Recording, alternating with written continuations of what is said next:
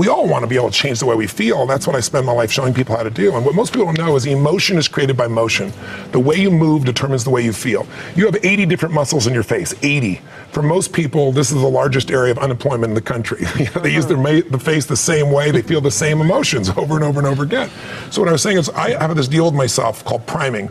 Every day I say, look, you got to have 10 minutes for yourself. If you don't have 10 minutes for yourself, you don't have a life. And I'm not going to hope I feel good. I just got back 6 countries in 12 days. I was in India 2 days ago. Wow. And I woke up here feeling like somebody ran me over with a truck. But you got yourself psyched up. But the way I did it is I do this process. And it's 10 minutes. I put some music on. I do this massive change in my breathing, so it radically changes the way I feel. And then I do this 3-step process. First, I do 3 minutes of gratitude, where I think of 3 things I'm really grateful for, and I associate. I don't think of it over there. I feel it. And the reason is, when you're grateful, you can't be worried. You can't be fearful. When you're grateful, you can't be angry. And anger and fear are what screw people up most in their relationships, in their life, in their business.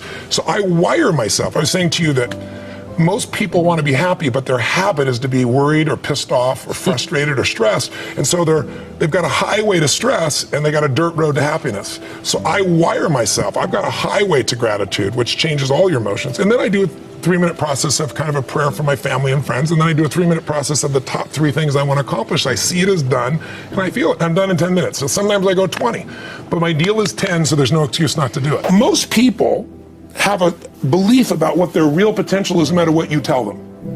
And that affects how much action they take. And of course that affects the result. And then ironically, that result reinforces their belief. And then that belief affects it. So I'll give you an example.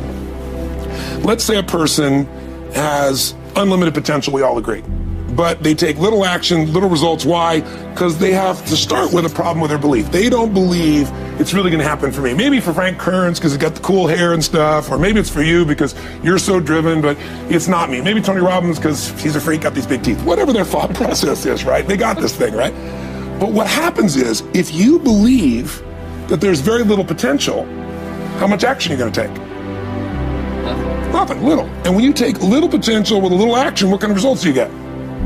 Lousy little results. And when you get little results, what does that do to your belief? You go, see, I told you this was a waste of time, told you this wouldn't work. And then what happens? You tap even less potential, you take even less action, you get even worse results, and your belief gets even weaker. And this sucker feeds on itself until you are in a downward spiral. It's poisonous. It's poisonous and it's self-fulfilling. Now, what if something could happen that could come along and fill you with a sense of absolute certainty? Not like I believe, but where you know. In you guys' case, mine as well, we knew because we had to. Because we burned the boats. There was no other option. We had to find a way. We weren't going to live that way. We all did it in different ways and for different reasons, but in essence, that was it.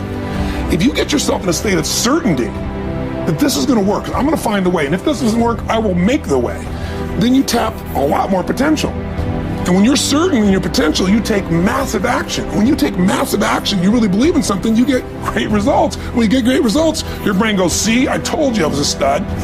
I told you this thing would work out. Now you're even stronger. You tap more potential, take greater action, greater results. That's how you went from $300 in a week to $2,500 in 5 days to $100,000 in a month to $1 million in a day. Same thing with you. And we get momentum. That's why the rich get richer and the poor get poorer. Now some people go out and they go, well, I'm going to take a bunch of action. All right, I'm going to open this product. I'm going to try it. And they'll say to you, I even did it. But it's like a salesman who goes and knocks on the door, and he knocks on 100 doors and says, you don't want one of these, do you? Yeah, exactly right. You know? And even if he doesn't say it verbally, his face says it because he doesn't believe it's going to work. So his voice, his body, the execution is so weak. Maybe if he talks to 100 people, somebody's going to buy out of pity. They don't want his kids to starve, right? But he's not going to get the result. So the core difference in people is, how do you produce certainty when the world isn't giving it to you? You go out and you try. In your case, you're 100,000 in debt and nothing's working. How do you keep yourself going? The way you did it, the way I did it, the way you're doing it, we may not have done it consciously, is we didn't change our potential. That was there. And it wasn't even taking more action. Taking more action with a belief it's not going to work, it's not going to change anything. We got results in our head that made us feel certain as if it had already happened. See, whatever you're looking for, you're going to find. So if you want to change your life, my friends, you got to change your physiology and you got to change your focus. By the way, how fast can you change that stuff? How fast, my friends? How fast? How fast? Come on. In a heartbeat, once you rechange your conditioning. That's all you got to do. And you can do it fast. You can do it with a question or two. Try this right now. Answer this question in your mind and be honest. What in your life today, if you wanted to be, could you feel proud about right now? If you wanted to feel proud, if you didn't feel like, I shouldn't be proud, if you wanted to feel proud, what could you be proud of in your life today? Your children, your health, your body. Is there a problem you faced? Instead of running from it, you finally stepped up and handled it? What could you feel proud of in your life today if you wanted to feel proud? How many can think of something? And when you think about this thing you're proud of, what about that makes you feel proud? What do you focus on that makes you feel proud? How do you breathe when you really start to feel proud? What's the kind of look on your face that starts to happen when you let yourself feel proud? Yeah. How's that feel?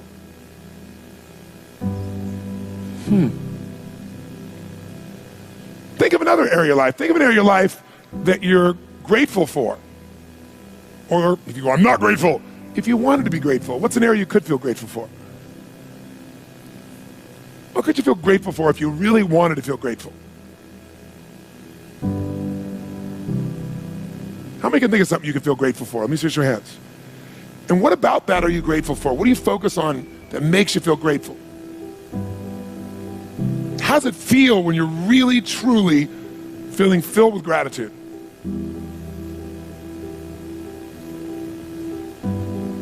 Here's one. If you wanted to be excited about your life right now, and you were willing to be excited, you're willing to buck everybody else's trend, what could you feel excited about in your life if you wanted to feel excited? What could you get excited about if you really focused on it and you really took it in? And you weren't in a negative place. What could you get excited about if you wanted to be excited in your life? What could you get excited about? How many of you can think of something you feel excited about right now? Raise your hand. Let me see your hand. Say I. When you're really excited about it, what about that excites you? Or when you're really excited, how do you feel? How do you speak? What's your life like? By the way, when you're excited, does it tend to touch other people? Yes or no? Absolutely. By the way, do people have a tendency, who feels different right now than just even a couple moments ago? Raise your hand and say I. Why? Because focus is controlled by questions. If you ask a different question continuously, not once, continuously, you will get a different answer. If you ask a lousy question, you get a lousy answer and a lousy state. Somebody says, why does this always happen to me? It doesn't always happen to you, but the brain's like a computer.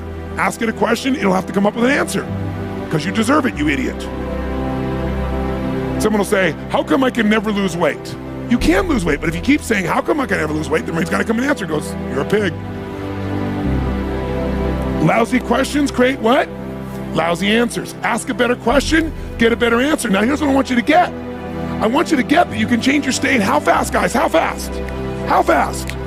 And if you get the habit of doing it, you'll have a different life. If you find your passion, you're gonna have this tremendous energy. It's sustainable energy. But momentum requires you always do the next thing to keep the momentum going. And the reason you get yourself in a passionate place is so that you change your life, and the only thing that changes your life is making a decision. So while you're in this passionate state, that's where you make decisions. You don't make decisions when you're like, oh, I don't know, what do you think? All right, let's decide.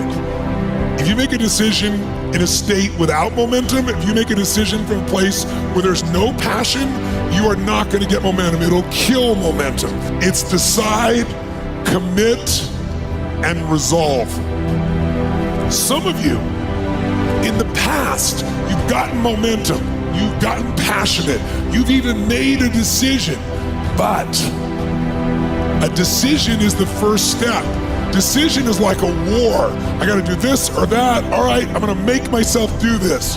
But commitment is when you now, after you've decided, you commit to do this for the long term. Whether it's hard or easy, doesn't matter. You're doing this.